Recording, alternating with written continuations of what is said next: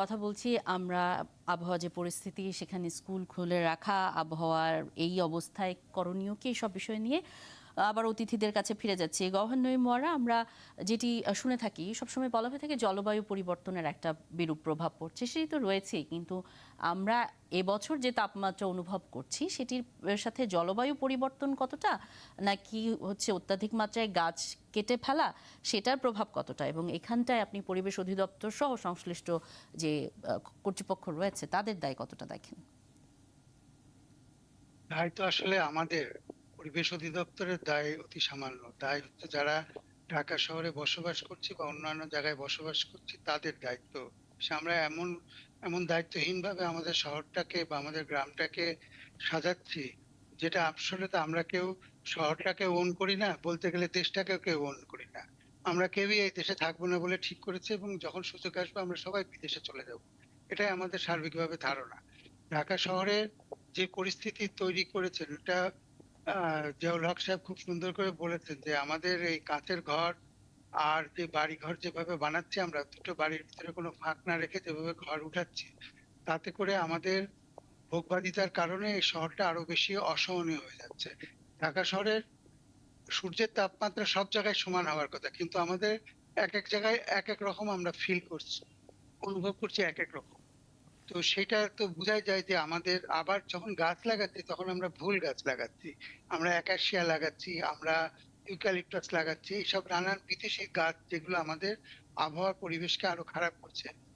আমাদের যে উনি বললেন মাস্ক পরে চলার, এবং এই বায়ু দূষণ কম থাকলে আমাদের মাস্ক পরে চলতে হবে। যখন আমাদের একাসিয়া ফ্লাওয়ারিং হচ্ছে তখন যেভাবে রেণু ছড়িয়ে আমাদের শ্বাসকষ্ট তৈরি করছে। আপনারা জানেন জাহাঙ্গীরনগরে জন্ম নেওয়া ৭৩ ভাগ শিশুরই শ্বাসকষ্ট আছে, কারণ ওখানে কাঁঠাল গাছ কেটে আমরা একাশিয়া গাছ লাগিয়েছিলাম।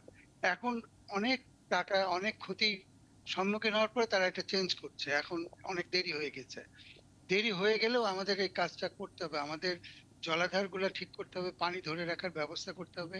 ঢাকা শহরে এক ফোঁটা পানি মাটির নিচে যাচ্ছে না। এটাও তো একটা বড় কারণ যে আমাদের, আমরা যখন এই তাপদাহের সময় যশোরে গেলাম তখন একজন কৃষক বলছে যে আপনারা তো উপরের গরমে এত হাঁসফাঁস করছেন, মাটির নিচে তো আরো খারাপ অবস্থা, সেখানে সবই শুকিয়ে গিয়েছে কারণ জি, পানি যায় না নিচে। জি, তো এই বিশেষজ্ঞরা পরিস্থিতিটা বারবারই আমরাই তৈরি। এই কথাগুলো বলছেন। এগুলো যদি আমরা এখনই নীতি নির্ধারণী পর্যায়ে, ব্যক্তিগত পর্যায়েও আমরা সচেতন না হই, তাহলে কিন্তু সামনে আরো ভয়াবহ পরিস্থিতি। সময় অল্প। মোহাম্মদ জিয়াউল হক, আপনার কাছে আসতে চাই। তাপমাত্রা তো সামনে আরো বাড়বে, পরিস্থিতি খারাপ হবে। পরিবেশ অধিদপ্তর কি ভাবছে? মন্ত্রণালয় বা সরকারের বিভিন্ন সংস্থার মধ্যে আপনাদের আলোচনা হচ্ছে কিনা? গভর্নর নাঈম ভাই সঠিকভাবেই বলেছেন যে আমাদের অপরিকল্পিত কাজ আমাদের কর্মকাণ্ডের একটা ফলশ্রুতি আমরা দেখতে পাচ্ছি, এবং এখানে সমন্বিতভাবে কাজ করতে হবে। এটা অনেকেই বলছেন, আমরাও বলছি যে পরিবেশ মন্ত্রণালয়, পরিবেশ অধিদপ্তরের একটা বড় দায়িত্ব হলো সবার সাথে সমন্বয় করে পরিবেশটা যেন ভালো থাকে, যেন বাসযোগ্য থাকে সেই ব্যবস্থাটা করা। সেই চেষ্টা করা হচ্ছে। আমাদের আমাদের মাননীয় মন্ত্রী যিনি গত জানুয়ারিতে উনি যে শপথ নিয়েছেন, উনি আসার পর থেকেই যেটা উনি করছেন সবার সাথে কথা বলছেন। উনি আমাদের সংশ্লিষ্ট যেসব মন্ত্রণালয় আছেন, মন্ত্রী মহোদয়ের সাথে কথা বলছেন, সচিব সাহেবদের সাথে কথা বলছেন, এবং উনি প্রায় ৪টা আন্তঃমন্ত্রণালয় সভা করেছেন, যেখানে সার্বিকভাবে সবাইকে নিয়ে কথা বলছেন। যে এককভাবে পরিবেশ মন্ত্রণালয় কিন্তু এটা কিন্তু আমাদের নগর পরিকল্পনা যারা আছেন, আমাদের গৃহায়ন কর্তৃপক্ষ, আমাদের যারা সিটি কর্পোরেশন, স্থানীয় সরকার বিভাগ এবং অন্যান্য যারা আছেন, যারা যানবাহনের সাথে জড়িত আছেন, সেখান থেকেও আমাদের দূষণ হয়। সবাইকে নিয়েই, এবং আপনি যে গাছপালা বিষয়টা আসছে, আমরা বন বিভাগ থেকে আমরা পরামর্শ দিচ্ছি যে কি ধরনের গাছ লাগাতে হবে, রাস্তার পাশে কি রকম লাগাতে হবে, বাড়িতে আঙ্গিনায় কি ধরনের গাছ লাগাতে হবে, সেটাও আমাদের মন্ত্রী মহোদয় বলেছেন ফরেস্ট ডিপার্টমেন্টকে সবাইকে চিঠি দিয়ে এই গাছের তালিকাটা দিয়ে দেওয়ার জন্য যে কোন ধরনের গাছ লাগালে ভালো হবে। এবং আমরা সড়ক সড়ক আমাদের কর্তৃপক্ষকেও আমরা বলেছি যে আমাদের যারা আরবোরিকালচার যারা আছেন, যারা রাস্তার পাশে গাছ লাগান, তাদেরকেও বলা হয়েছে যে কি ধরনের গাছ লাগাতে হবে। এবং আমরা জি, চাচ্ছি অনেক যে বছর ধরেই আমরা এই ধরনের কথা শুনছি, কিন্তু আমরা যখন বাস্তবে পরিস্থিতি দেখি তখন সেটি আসলে আমাদের উদ্বেগই বাড়ায়। সবশেষ ফরিদ আহমদ, আপনার কাছ থেকে মন্তব্য নিতে চাই।